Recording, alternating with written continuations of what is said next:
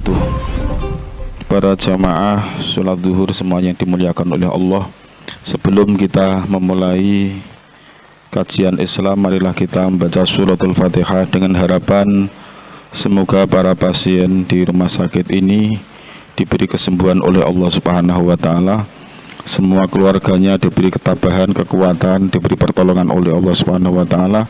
Para bapak ibu dokter, para perawat, semua pegawai RSUD dalam lindungan Allah Subhanahu wa taala. Al-Fatihah. A'udzubillahi minasyaitonir rajim. Bismillahirrahmanirrahim. Ar-Rahmanir-Rahim. Maliki yaumiddin. Iyyaka na'budu wa iyyaka nasta'in. Ihdinas siratal mustaqim. Shiratal ladzina an'amta 'alaihim ghairil maghdubi 'alaihim waladdallin.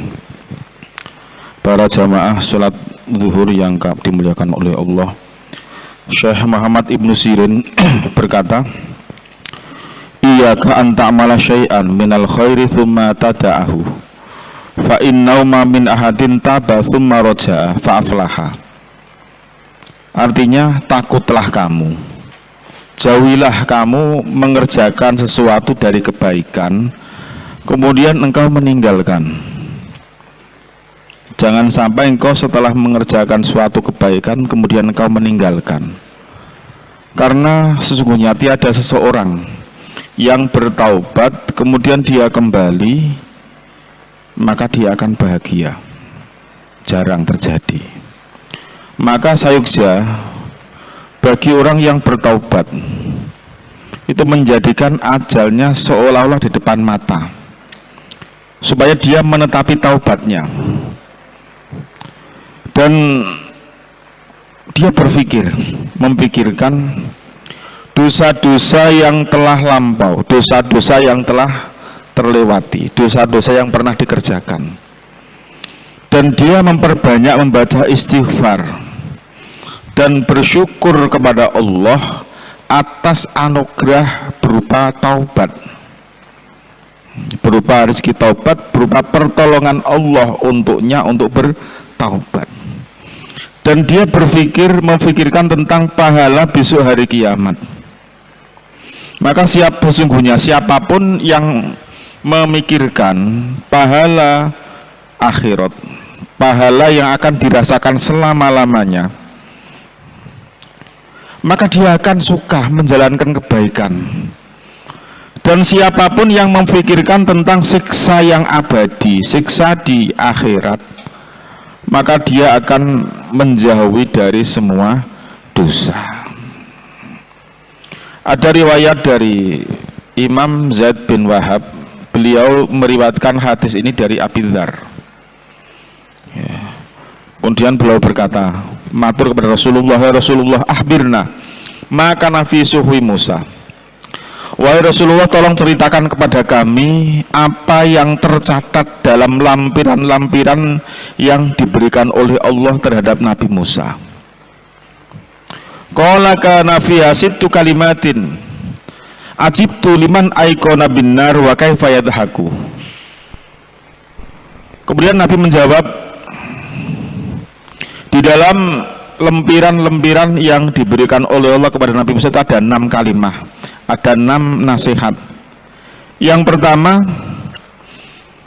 ajibtu, saya heran terhadap orang yang meyakini api neraka, bagaimana dia tertawa, terbahak-bahak. Kalimat yang pertama yang tercatat dalam lempiran Nabi Musa. Yang kedua, wajibtu liman aikana bil maut kaifa yafrahu. Yang kedua, saya heran kepada orang yang meyakini adanya kematian, bagaimana dia bisa berfoya-foya, bergembira. Kalimat yang ketiga, ajibtu liman aikana bil hisab kaifa ya'malus sayyi'at. Saya heran terhadap orang yang meyakini adanya hisab, bahwasanya amal yang nanti akan dihisab di akhirat, kenapa dia menjalankan dosa, menjalankan kesalahan. Wajib tuliman aikona bil qadri kaifa yansibu wa fi khamnahor kaifa yahzanu. Seterusnya, saya heran terhadap orang yang meyakini dengan takdir. Dia yakin adanya takdir, bagaimana dia merasa payah, merasa susah. Dia kok merasa susah di dunia, merasa lelah, merasa kesulitan di dunia, kesulitan hatinya. Sebab orang kalau meyakini takdir tentunya dia happy aja dengan apa yang telah terjadi, asal dia tidak melanggar, tidak maksiat kepada Allah Subhanahu wa ta'ala. Wajib tuliman yarad dunya wa taqallubaha bi ahliha kaifa yatma'innu ilaiha. Saya heran terhadap orang yang melihat dunia dan bolak-baliknya dunia, berputarnya dunia dengan penduduknya. Bagaimana dia merasa tenang di dunia. Artinya dia tenang di dunia itu dia tidak begitu memperhatikan akhirat. Dia seolah-olah meyakini akan berada di dunia selama-lamanya, padahal di dunia itu ada batasnya. Kalau di akhirat selama-lamanya.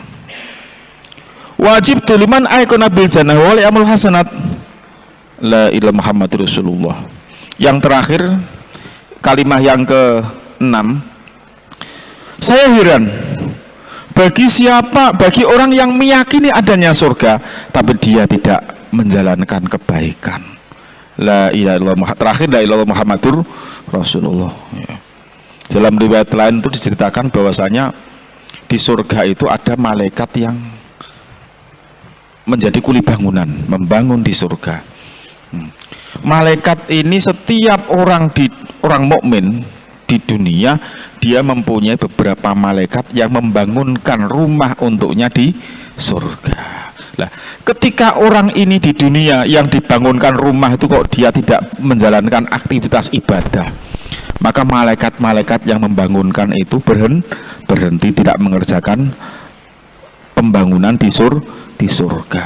Kalau orang yang dibangunkan itu, orang yang di dunia ini aktif beribadah terus, maka malaikat juga aktif membangunkan tempat tinggal yang akan ditempati di surga nanti. Oleh karena itu, ya, banyak tingkah laku atau amalan-amalan yang bentuknya dunia tapi dengan niat yang benar menjadi amal akhirat. Kelihatannya bekerja, tapi kalau tujuannya untuk beribadah, untuk mendekatkan diri kepada Allah, hasilnya maka kerjanya menjadi ibadah. Jadi banyak perbuatan banyak pekerjaan dunia dengan niat yang betul menjadi ibadah. Begitu juga banyak amalan-amalan dengan salah niat menjadi amal dunia.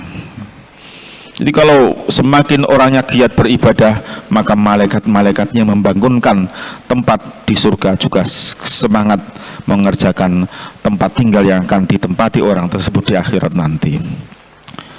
Diriwayatkan dari sahabat Abdullah bin Mas'ud, beliau menceritakan suatu hari beliau itu berkunjung di daerah wilayah Kufah. Kufah itu sekarang Iran, ya. Di situ beliau melihat orang-orang fasik berkumpul sambil minum arak, minum minuman keras.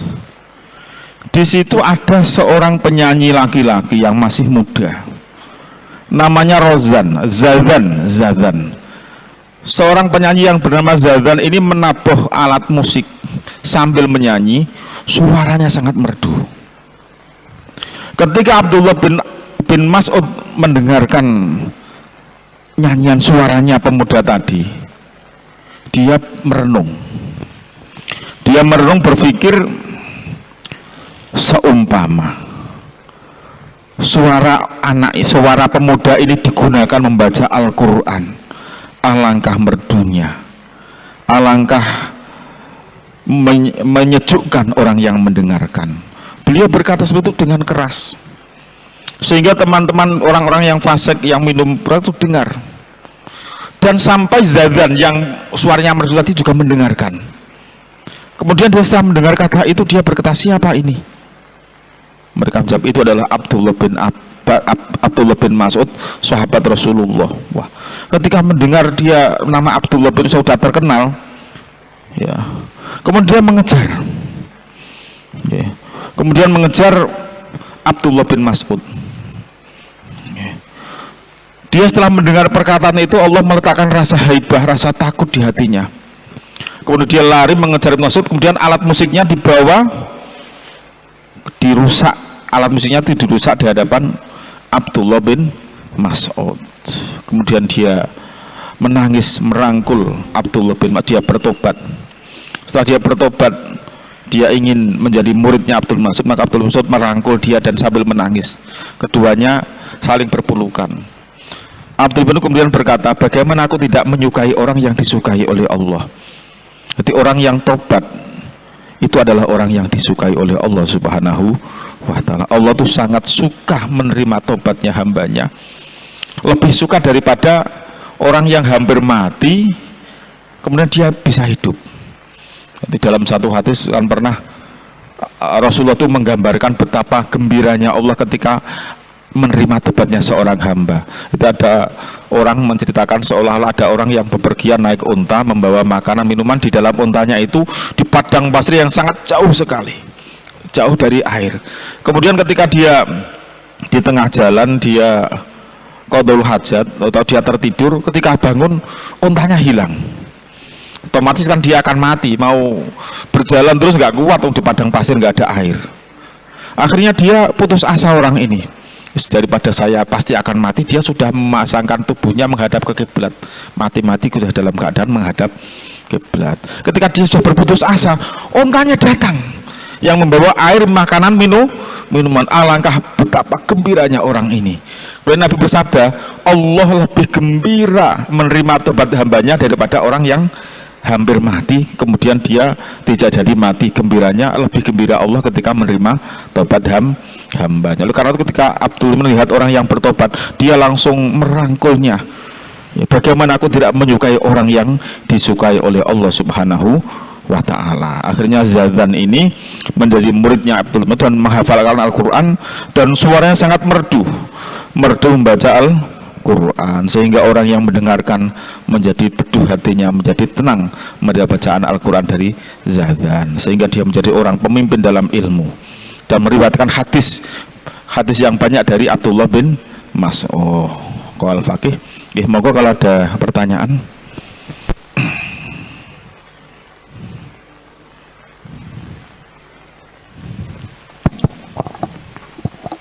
Matur nuwun Ustaz. Nggih, monggo Pak. Berhubungan dengan yang disampaikan Ustaz tentang sahabat yang menyanyi tadi, yang suaranya merdu. Ya. Ini bagaimana Ustaz? Kalau kita mendengarkan nyanyian ya, ini juga azan viral ya, santri yang menutup telinganya itu ya waktu nyanyian. Ini bagaimana hukumnya kita mendengarkan nyanyian ya, terutama nyanyian dari seorang perempuan. Terima kasih.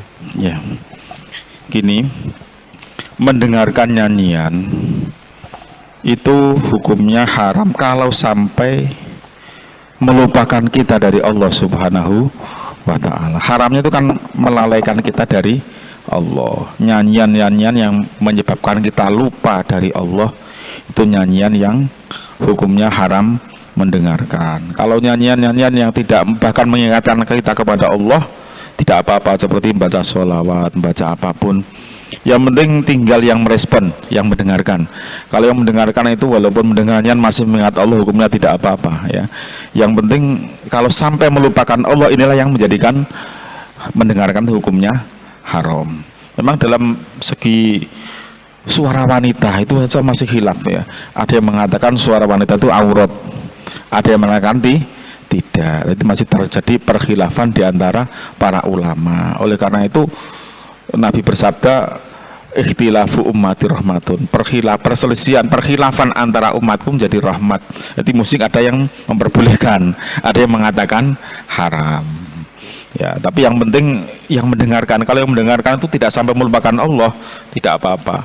Yang tidak boleh itu sampai melupakan Allah. Seperti nyanyian-nyanyian orang fasik, kan melupakan, itu hukumnya haram sampai melupakan Allah Subhanahu wa ta'ala. Kalau mendengarkan musik yang mengingatkan Allah, contoh mesti Roma Irama yang mengajak kebaikan, itu ya nggak apa-apa ya. Yang tidak boleh itu yang melupakan Allah Subhanahu wa ta'ala. Ya, sabun Pak. Ya, monggo. Kalau ada yang lain?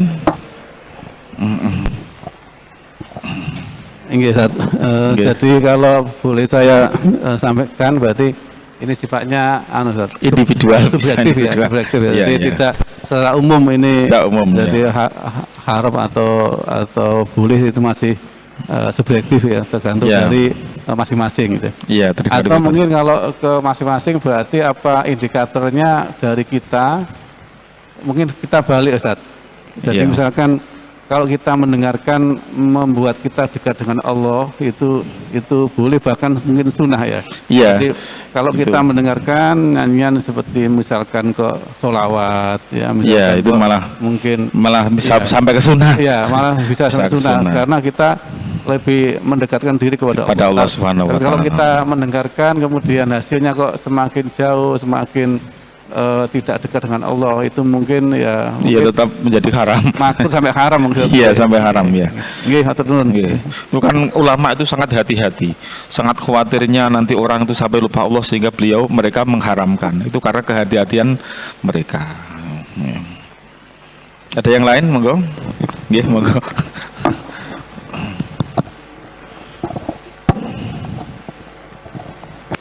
Assalamualaikum warahmatullahi wabarakatuh. Waalaikumsalam warahmatullahi wabarakatuh. Ngapunten Pak Ustadz, Nggih. kula mau tanya, lebih baik mana kita belajar berwudu sama belajar baca Al-Quran? Belajar apa? Belajar? Belajar berwudu sama belajar Al-Quran. Belajar berguru? Berwudu Berwudu sama membaca? sama belajar Al-Quran. Oh ya. Karena Terima kasih Pak Ustadz. Ya, ya. Assalamualaikum warahmatullahi wabarakatuh. Waalaikumsalam warahmatullahi wabarakatuh. Karena wudhu itu salah satu syaratnya sholat. Ya. Kalau wudhunya nggak benar maka sholatnya tidak benar. Pertama kali ya harus wudhu dulu. Wudhunya kalau benar kan baru boleh memegang Al-Quran atau membaca. Memang ada ulama yang mengatakan memegang Al-Quran walaupun tidak wudhu tidak apa-apa, itu ada. Tapi menurut mazhab Syafi'i, orang memegang Al-Quran harus mempunyai wudhu. Maka wudhu termasuk harus didahulukan karena itu termasuk syarat sholat ya. Oke, terus monggo malih. Monggo nggih. Seandainya kita nggak pernah sholat sama sekali, tapi kita gemar sodakoh, Ya, itu ya. lebih baik mana? Tidak sholat tapi gemar. Gemar sodakoh. Ya, memang ada sisi baiknya. Sodakoh itu ada sisi baiknya. Ya, tapi kalau tidak sholat ya bagaimana? Tapi ya mungkinlah, walaupun lebih baik tidak sholat bersodakoh, tidak sholat juga tidak bersodakoh, masih ada nilai positifnya. Ya, dia belum sholat tapi mau sodakoh, mungkin barokahnya dia sodakoh dengan orang yang solih, orang yang butuhkan doa mereka, suatu saat dia akan dibuka oleh Allah rajin sholat. Jadi sodakoh itu juga baik sekali. Ya masih ada sisi baiknya walaupun dia tidak sholat, dia kan mau sodakoh itu kan bagus. Tapi sebaiknya ya sholatnya. Tapi kadang-kadang mungkin barokahnya dia sodakoh nanti suatu saat Allah akan membuka mata hatinya. Lalu kalau kita melihat orang tidak sholat jangan kita musuhi. Ya, mungkin dia masih malas ya, kita doakan saja. Apalagi dia rajin sodakoh, mungkin dengan barokahnya orang yang disodakoi, suatu saat Allah akan membukakan mata hatinya. Sampun, monggo malih tanya. Niki yang terakhir kali Pak Ustadz. Ya, Seandainya nggih, ya, ya. kula nggak ada tiang sepah, tapi Nggih. tiang sepah niku pun pecah. Nggih, nggih. Kula nggak ada nadar kula niki. Kula kurbaaken mendo utawi lembu teng masjid. Niku tesih niku tiang sepah kula niku bareng pecah utawi sampun pecah niku sae teng pundi, sing pundi niku. Berarti memberi sedekah untuk orang tua Nggih. ketika masih hidup atau sudah mati, baik Sudah. mana? Ya baik masih hidup, ketika masih hidup malah bagus. Ya kalau ketika hidup belum sempat, setelah hidupnya ya tetap bagus daripada tidak sama sekali. Karena kan dulu dikiaskan dengan haji ya. Ada sahabat yang mengatakan, ya Rasulullah, orang tua saya itu mati belum haji, bolehkah saya haji darinya? Kemudian Rasulullah memberi izin, nggak apa-apa, hajilah kamu untuk kedua orang tuamu. Dah? Nggih, sampun. Assalamualaikum warahmatullahi wabarakatuh. Waalaikumsalam warahmatullahi wabarakatuh. Nggak ada lagi, monggo, monggo Bu, nggih, monggo, monggo. Waalaikumsalam warahmatullahi wabarakatuh. Nggih, monggo.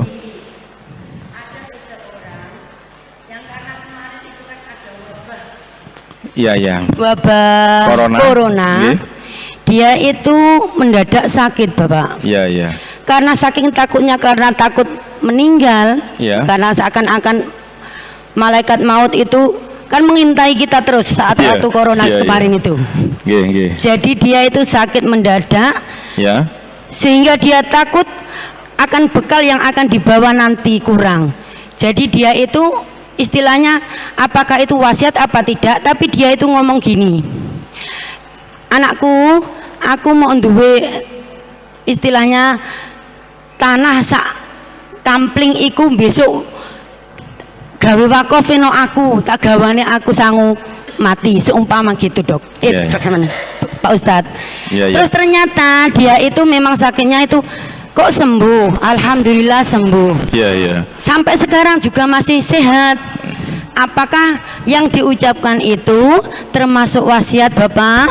Apakah itu tetap dilaksanakan besok-besok nanti? Iya, iya. Apakah hanya istilahnya karena ketakutan itu tadi Bapak?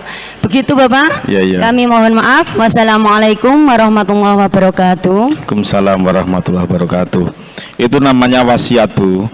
Tapi wasiat itu ketika yang berwasiat itu sedang sakit, tidak boleh melebihi dari sulusul mal, sepertiga harta yang dimiliki. Di maksimal wasiat sodako itu kalau orang yang sudah sakit. Tapi ketika mengucapkan sakit ya, sakit.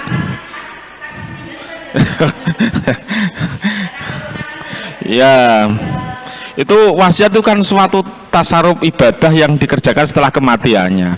Juga apa-apa, dibiarkan dulu nggak apa-apa. Wasiat itu dijabel masih bisa kok, dirubah bisa, nggak masalah. Tapi kalau dia udah mati harus dikerjakan. Gitu kan, orangnya nggak jadi mati tuh. Nggak apa-apa, nggak apa-apa, bisa dirubah, bisa wasiat. Wasiat itu kan ibadah yang dikerjakan atau tatawu, ibadah suatu ibadah yang dikerjakan setelah kematian orang yang niat ibadah, namanya wasiat. Ya. Tapi ketika dia berwasiat itu dalam keadaan sakit keras, sakit yang sudah mendekati kematian, itu nggak boleh melebihi dari sepertiga. Karena orang sakit keras itu berarti hartanya bukan milik dia, sudah ahli warisnya sudah hampir memiliki.